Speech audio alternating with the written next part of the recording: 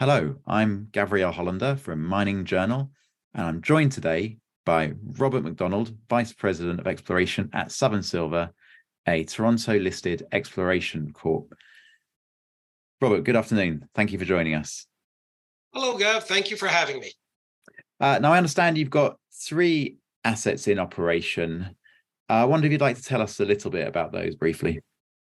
Yes, of course. With Southern Silver, we've been active since 2005, mainly in Mexico and the southern U.S.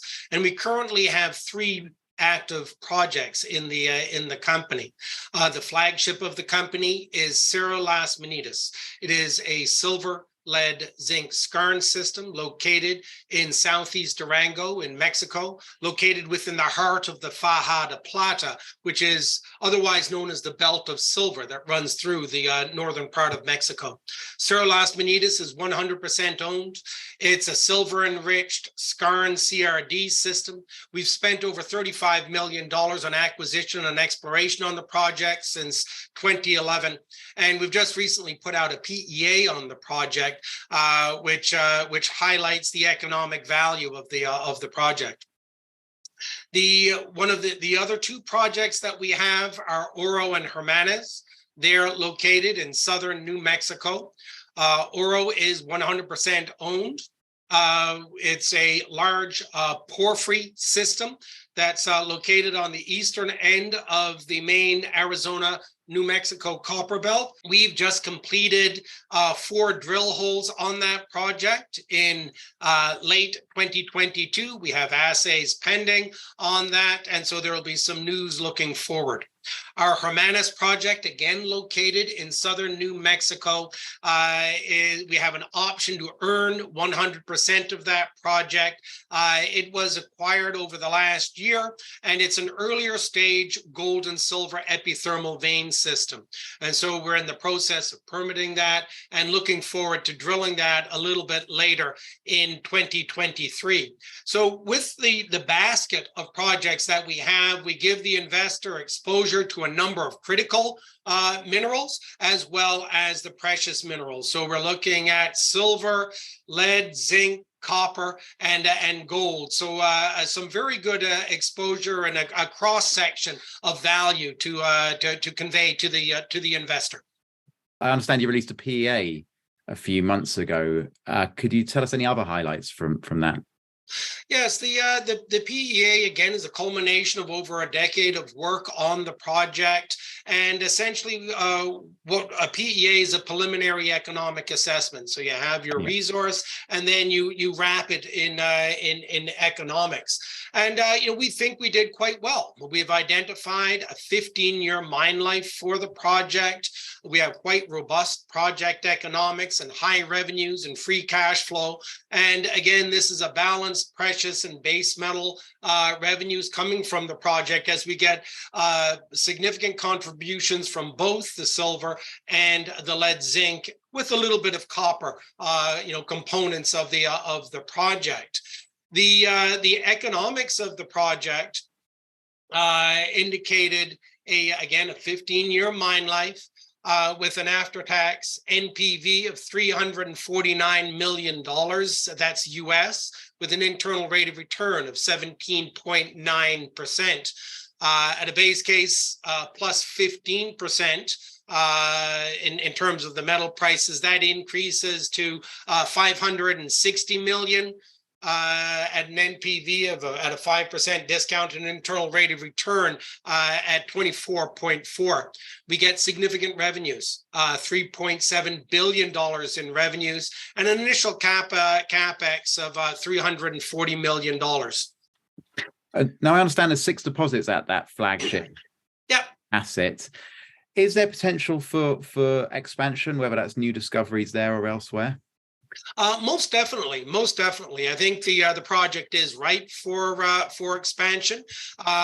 We're actually in the process of updating the mineral resources on the project, so that's something that the viewers can be watching out for. What had happened is that we had to sort of stop counting our drilling to get built into the 2021 resource update that we announced. But then we kept drilling for much of the following year, well into 2022, and that identified a zone of around 400 meters of strike length that we're now resolving into an updated mineral resource calculation. What's interesting as well about the area where we're exploring is that it's on the east side of a central intrusion that acts as the heat pump for the system. On the west side, we've been able to follow mineralization for over a kilometer of depth. On the east side, we've only followed mineralization for about 400 to 500 meters depth. And so there's no reason to discount additional mineralization that may happen underneath the two known deposits and a third deposit that we're now resolving and bringing into the resource estimate. There is no reason to believe that we can't extend those deposits to depth, at least to where we see mineralization on the western side of the Cerro. So there's additional exploration potential there, as well as there's some more greenfields exploration potential on other parts of the property outboard from the main central intrusion, which again acts as a heat pump for the main mineralizing system. And have you got a timescale for when investors or anyone else might see those results? We're looking at having the update done. It's literally within the coming days, and so it actually may be out by the time this interview gets published. But so yeah, it is imminent that we anticipate a resource update. And then we are continuing to work on further engineering updates to the PEA, as well as identifying a series of drill holes that we might be able to target higher grade areas that we've identified on the eastern side and extend those mineralization to depth. And again, the idea is to build up the resources within the 15-year mine life, because the PEA showed that we were not up to full production most years in the 15-year mine life.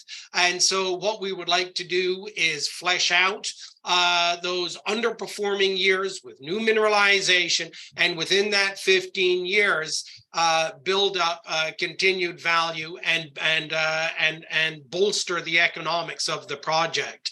The idea will be to target higher grade resources that will have an immediate impact on both the internal rate of return of the project, as well as the NPV of the project moving forward.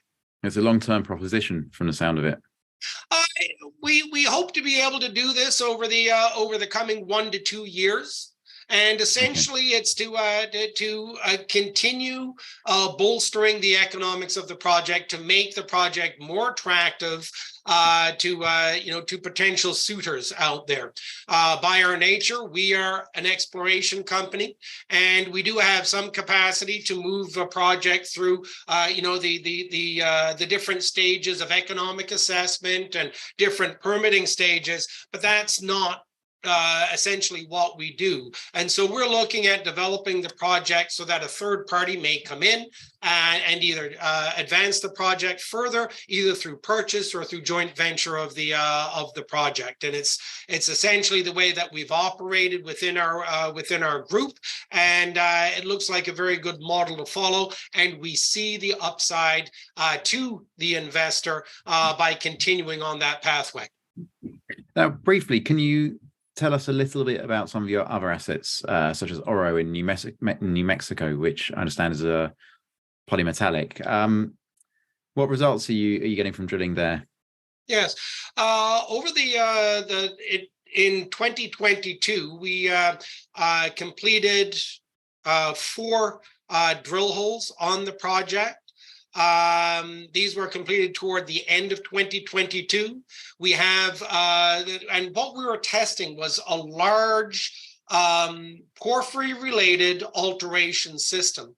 There's essentially a 6 square kilometer alteration zone contained within a property which is around 22 square kilometers. So it's a fairly large property, a big porphyry signature. And we've conducted 4 holes or drilled 4 holes on this project, looking to vector into the main copper, molybdenum, and gold porphyry target. We've released 2 holes from this program. We've identified what you would effectively call smoke, so anomalous mineralization of copper and molybdenum, as well as a little bit of silver. And that has helped us vector into other parts of the property where we've now completed another 2 holes and we're waiting on results. We anticipate having those results in the coming weeks, in the coming 2 to 4 weeks, and be able to release those results to the public. The Hermanus project, it's located around 30 kilometers to the east of our Oro project. It's a large hydrothermal vein system, an epithermal vein system. The targets here are gold and silver. It's earlier stage. There was a small amount of historical drilling done on the project, probably decades ago, probably about 10, 20 years ago. So we've compiled that. We've done some of our own surface sampling. We've identified targets, and we're now in the permitting process, submitted our permits, and now we're just waiting for finalization of those permits, and we will be in a position to drill that property towards the end of 2023 when the permits come in.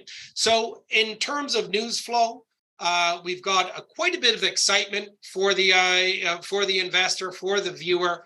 We have continued upgrades on the engineering side of the PEA at our Cerro Las Manitas project. We have a resource update that's going to increase the resources on one of the 6, significantly increase the resources on one of the 6 deposits that we've identified to date.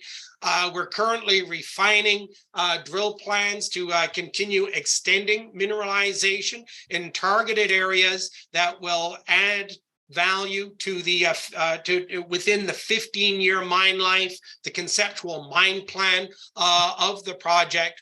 We have new assays coming out on our Oro project in southern New Mexico, and we have pending drilling towards the end of the year at our Hermanus project. So lots of news looking forward, lots of catalysts for the share price, and lots of reasons for the viewers to invest in the company.